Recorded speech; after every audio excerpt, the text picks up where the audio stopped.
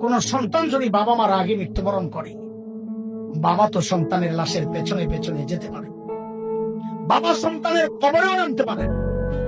বলে কেন, বাবার কলিজায় কি মায়া দয়া নাই? বাবাও চিৎকার করে করে কান্না করবে, কিন্তু বাবাকে আল্লাহ ওই শক্তি সামর্থ্য মনোবল দিয়েছেন, বাবা সন্তানকে দাফন করে শোয়া কান্না করতে করতে উপরে উঠতে পারবেন, ওই শক্তি আল্লাহ বাবা দিয়েছেন।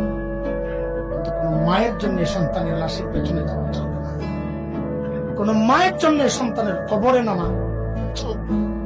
কেন, দুনিয়ায় এমন কোন মা নাই যে সন্তানকে দাফন করার জন্য কবরে নেমে সন্তানকে শোয়া দিয়া ওই মা আবার সুস্থ অবস্থায় উপরে উঠবেন, এমন কোন মা নাই।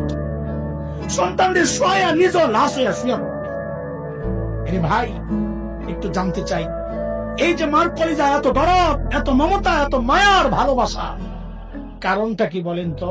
মা আমার দুই চোখের এক চোখ বানাইছেন সেই জন্য, মা আমার একটা কান বানাইছেন সেই জন্য, মা আমার একটা হাত বানাইছেন সেই জন্য।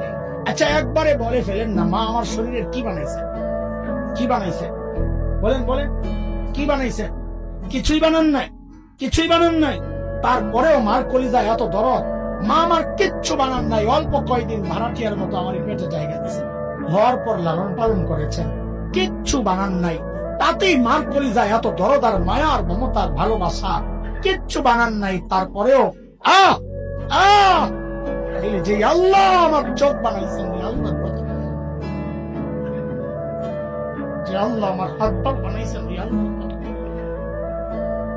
যে আল্লাহ আমার এত এত নিয়ামত দিয়া বাঁচায় রাখছেন, আল্লাহ কত